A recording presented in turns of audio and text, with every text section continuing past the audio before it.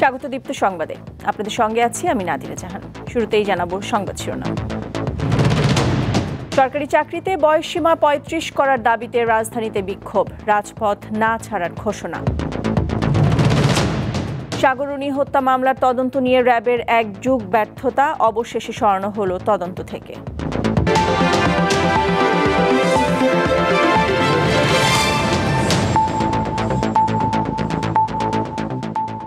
শিরোনাম শুনছিলেন, এবার পুরো খবর। সরকারি চাকরিতে আবেদনের বয়সসীমা ৩৫ বছর করার দাবিতে আন্দোলনকারীরা শাহবাগে অবস্থানের পর প্রধান উপদেষ্টার বাসভবন যমুনার সামনে অবস্থান নিয়েছেন। পরে সেখান থেকে তাদের ছত্রভঙ্গ করতে পুলিশ টিয়ার শেল নিক্ষেপ করে। দুপুর ১:১টার দিকে এ ঘটনা ঘটে। আন্দোলনকারীরা প্রধান উপদেষ্টার বাসভবনের কাছাকাছি পৌঁছানোর পর তাদের ব্যারিকেড দিয়ে আটকে দেয় পুলিশ। তখন সেখানে আন্দোলনকারীরা বিভিন্ন স্লোগান দিতে থাকেন। তাদের ছত্রভঙ্গ করতে পুলিশ কয়েক রাউন্ড টিয়ার শেল নিক্ষেপ করে।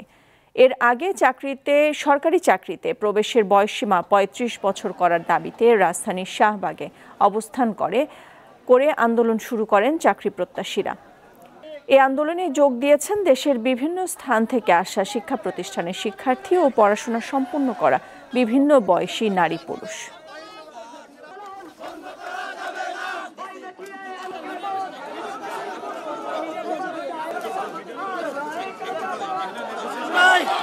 শাসকের কিছু পেটাত্তা রয়ে গেছে, তাদের কারণে আমাদের আন্দোলন আবার আমাদের রাজপথে আসতে হয়েছে। সম্পূর্ণ শান্তিপূর্ণ অহিংস একটা দাবি জানাতে আমরা যমুনায় আসছি। ৩৫ মানতে হবে, আগে ছিল ৩৫, এখন আমাদের কোনো সংখ্যা থাকবে না দাবিতে। দর্শক, এই বিষয়ে আরো বিস্তারিত জানবো। ঘটনাস্থলে রয়েছেন সহকর্মী আনোয়ার হোসেন, চলে যাচ্ছি তার কাছে। আনোয়ার, আন্দোলনকারীরা এখন কোন স্থানে অবস্থান করছেন আর দাবির বিষয়ে তারা আসলে কি বলছেন, তাদের বক্তব্য আমাদেরকে জানাবেন।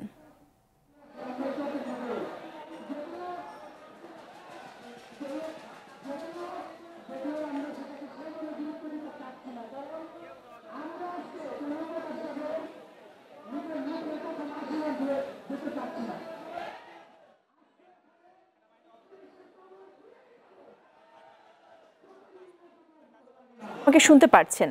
আমি জানতে চাচ্ছিলাম যে অবস্থানকারীরা এখন কোন জায়গাতে, বিক্ষোভকারীরা এখন কোথায় অবস্থান করছেন এবং তাদের দাবির বিষয়ে বিস্তারিত আমাদেরকে জানাবেন।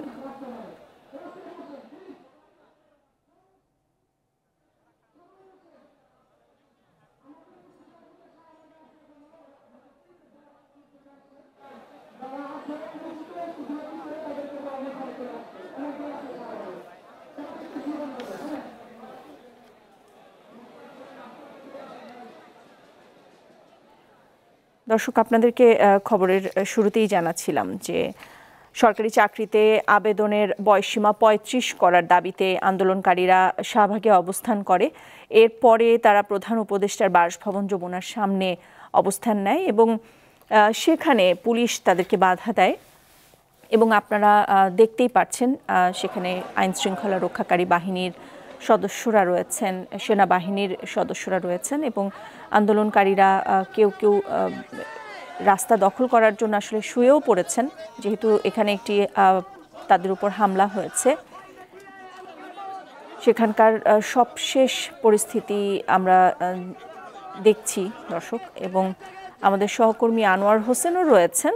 আমরা চেষ্টা করছি আনোয়ারের সাথে যুক্ত হতে, তাহলে আমরা সেখানকার সবশেষ যেটি খবরই বলছিলেন, তো সেই জায়গা থেকে যদি বলি তাহলে বলতে হবে এখন পর্যন্ত কিন্তু চাকরিতে বয়সসীমা ৩৫ করার দাবিতে যারা আন্দোলন করছিলেন সকাল থেকে, তারা কিন্তু এখন পর্যন্ত প্রধান উপদেষ্টার যে বাসভবন যমুনার ঠিক সামনের রাস্তাটিতে এখন পর্যন্ত অবস্থান করছেন, আপনি নিশ্চয়ই দেখতে পাচ্ছেন। তো তাদের এখন শেষ পর্যন্ত যে মূল বক্তব্য সেটি হচ্ছে যে আজকের মধ্যেই তারা আসলে প্রজ্ঞাপন চায়, অর্থাৎ চাকরিতে প্রবেশের যে বয়সসীমা ৩০ থেকে ৩৫ করার যে দাবি, সেই দাবিটি বাস্তবায়নে আজকেই তারা প্রজ্ঞাপন চাচ্ছেন, এমনই কিন্তু মূল স্লোগান এখন আমরা দেখতে পাচ্ছি। তো এর আগে যে নিশ্চয়ই আপনি খবরও দেখাচ্ছিলেন যে পুলিশের সঙ্গে যে আসলে বাধা ধস্তাধস্তি যে বিষয়টি হয়েছিল, তারই পরিপ্রেক্ষিতে কিন্তু এখানে যারা আছেন অবস্থান করছেন তারা কিন্তু তীব্র ক্ষোভ প্রকাশ করেছেন, অনেকে আহত হয়েছেন, টিয়ার শেল নিক্ষেপ করা হয়েছে, সাউন্ড গ্রেনেড নিক্ষেপ করা হয়েছে। তো সেই সঙ্গে রাবার বুলেটও অনেকেই গায়ে লেগেছে, এমন চিত্রও কিন্তু আসলে আমরা দেখতে পেয়েছি। তো সেই জায়গা থেকে যদি বলি তাহলে বলতে হবে এখানে যারা ৩৫ করার দাবিতে যারা আছেন তাদের মধ্যে যারা সমন্বয়কারী আছেন তাদের কয়েকজন তারাও কিন্তু অর্থাৎ এই যে প্রধান উপদেষ্টার যে বাসভবন সেখানে ভেতরে প্রবেশের তারা চেষ্টা করছেন কোনো একটি আলাপ আলোচনার মধ্য দিয়ে আজকের এই যে দাবিটি সেই দাবিটি তারা বাস্তবায়ন করতে পারে কিনা এমন একটা প্রচেষ্টাও কিন্তু এদের মধ্যে আছে আমরা দেখেছি। তবে সব মিলিয়ে বলতে গেলে তারা আসলে বলার চেষ্টা করছেন যে এই যে তাদের দাবি তারা দীর্ঘদিন ধরে দাবি করছেন, প্রায় 10-12 বছর ধরে তারা এই যে সরকারি চাকরির যে বয়সসীমা সেই বয়সসীমা বাড়ানোর যে দাবি বিভিন্ন সময় তারা বিভিন্ন সময় আন্দোলনে নেমেছেন, বিগত সরকারের সময় নেমেছেন। তো তারা বলছেন যে এই দাবিটি তাদের যৌক্তিক, এই দাবিটি পূরণ করতেই হবে। এমনকি আজকের মধ্যেই প্রজ্ঞাপন তারা চাচ্ছেন এটি এই দাবি পূরণ না হওয়া পর্যন্ত তাদের যে এই যে অবস্থান, বিশেষ করে প্রধান উপদেষ্টার যে বাসভবন যমুনার সামনে যে তাদের অবস্থান সেই অবস্থানটি তারা এখান থেকে আসলে সরে দাঁড়াবেন না এমনটা কিন্তু তারা বলার চেষ্টা করছেন। এমনকি যে আজকে একটু বলে রাখি শাহবাগেই কিন্তু মূলত তাদের এই বিক্ষোভটা শুরু হয় জাদুঘরের সামনে থেকে। আমরা দেখেছি যে দেশের বিভিন্ন জায়গা থেকে, সেটি চট্টগ্রাম, রংপুর, যশোর, বিভিন্ন জায়গা থেকে কিন্তু আসলে এখানে তারা এই আন্দোলনে কিন্তু একাত্মতা প্রকাশ করেছেন। তো সব মিলিয়ে বলতে গেলে বলতে হবে যে নাদিরা যে আমরা আছি তো এখন পর্যন্ত এই ৩৫ বয়সসীমা করার যে দাবিতে যারা আছে তারা অবস্থান করছেন, দাবি আদায় না হওয়া পর্যন্ত তারা এখানে থাকবেন। তো পরবর্তীতে আসলে অন্তর্বর্তী সরকারের পক্ষ থেকে বা আন্দোলনকারীদের মধ্যে কোনো মধ্যস্থতা হয় কিনা সেটি দেখার জন্য হয়তো আরো কিছুটা সময় লাগবে। নাদিরা, আনোয়ার, ধন্যবাদ আপনাকে। আপনি তো সেখানে রয়েছেন, পরবর্তী আপডেট খবর আপনার মাধ্যমে আমরা দর্শকদেরকে জানিয়ে দিব। ঢাকা বিশ্ববিদ্যালয়ের শিক্ষক সামিনা লুৎফাকে ইসলামী বিদ্বেষী হিসেবে আখ্যা দিয়ে পাঠ্যপুস্তক সংশোধন কমিটি বাতিল করার প্রতিবাদে বিক্ষোভ মিছিল করেছে শিক্ষার্থীরা। ঢাকা বিশ্ববিদ্যালয়ের রাজু ভাস্কর্যের পাদদেশে সাধারণ শিক্ষার্থীদের ব্যানারে এই বিক্ষোভের আয়োজন করা হয়। শিক্ষার্থীরা দাবি করেন, ছাত্র জনতার আন্দোলনে গুরুত্বপূর্ণ ভূমিকা রাখলেও এখন লুৎফাকে ইসলাম বিদ্বেষী ট্যাগ দেওয়া হচ্ছে, যা বৈষম্যহীন ও সমতার বাংলাদেশ করার অন্তরায়। পাঠ্যপুস্তক সংশোধনের জন্য গঠিত সমন্বয় কমিটির 2 জন সদস্যকে নিয়ে আপত্তি জানায় কয়েকটি ধর্মভিত্তিক দল ও সংগঠন। এমন দাবির প্রেক্ষিতে সম্প্রতি সম্পূর্ণ কমিটি বাতিল করে শিক্ষা মন্ত্রণালয়। এরপর থেকে চলছে আলোচনা সমালোচনা। সাংবাদিক দম্পতি সাগর সারোয়ার ও মেহেরুন রুনি হত্যা মামলার তদন্ত থেকে র্যাপিড অ্যাকশন ব্যাটালিয়ন র্যাবকে সরিয়ে দেওয়া হয়েছে। রাষ্ট্রপক্ষের আবেদনের প্রেক্ষিতে দুপুরে বিচারপতি ফারাহ মাহবুবের নেতৃত্বাধীন হাইকোর্ট বেঞ্চ এ রায় দেন।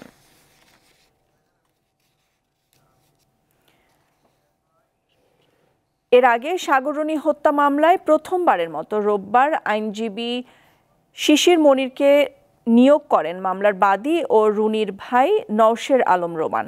2012 সালের 11 ফেব্রুয়ারি রাতে ঢাকার পশ্চিম রাজাবাজারে ভাড়া বাসায় নির্মমভাবে খুন হন সাংবাদিক দম্পতি সাগর সারোয়ার ও মেহেরুন রুনি। পরদিন ভোরে তাদের ক্ষতবিক্ষত মরদেহ উদ্ধার করা হয়। এক পর্যায়ে হাইকোর্টের আদেশে মামলাটির তদন্তের দায়িত্ব দেওয়া হয় র্যাবকে।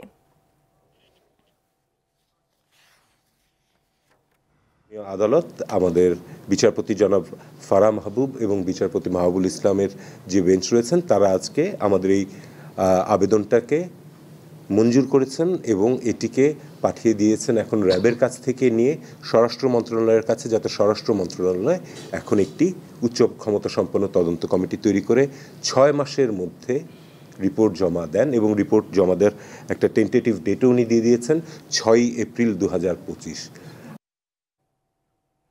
চট্টগ্রামের পতেঙ্গায় ইস্টার্ন রিফাইনিং জেটিতে নোঙর করা একটি তেলবাহী জাহাজে অগ্নিকাণ্ডের ঘটনা ঘটেছে।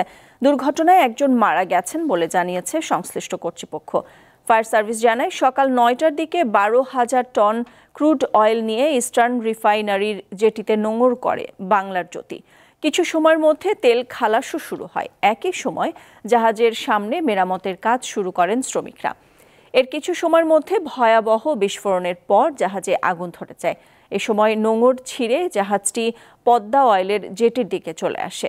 সঙ্গে সঙ্গে নৌবাহিনী, ফায়ার সার্ভিস, কোস্টগার্ড ও বন্দর কর্তৃপক্ষ যৌথভাবে আগুন নিয়ন্ত্রণের কাজ শুরু করে। 3 ঘন্টার চেষ্টায় আগুন নিয়ন্ত্রণে আসে। অগ্নিকাণ্ডের সময় জাহাজে 40 জন নাবিক ও শ্রমিক ছিলেন। এদের মধ্যে 3 জন নিখোঁজ রয়েছেন। শেষ করব দীপ্ত সংবাদ, তার আগে সংবাদ শিরোনামগুলো জানিয়ে দিচ্ছি আরও একবার। সরকারি চাকরিতে বয়সসীমা 35 করার দাবিতে রাজধানীতে বিক্ষোভ, রাজপথ না ছাড়ার ঘোষণা। সাগররুনি হত্যা মামলার তদন্ত নিয়ে র্যাবের 1 যুগ ব্যর্থতা অবশেষে সরানো হলো তদন্ত থেকে। এবং কানপুর টেস্টে বাংলাদেশি ব্যাটাররা ফের ব্যর্থ, 233 রানে অল আউট মুমিনুলের 13তম সেঞ্চুরি। দর্শক, এই ছিল এখনকার মতো। 4টা নিউজ আপডেট দেখার আমন্ত্রণ রইল। এছাড়া আরও তথ্য বিনোদনের খবরাখবর জানতে চোখ রাখুন দীপ্ত ডিজিটাল প্ল্যাটফর্মগুলোতে। সাথে থাকার জন্য ধন্যবাদ সবাইকে।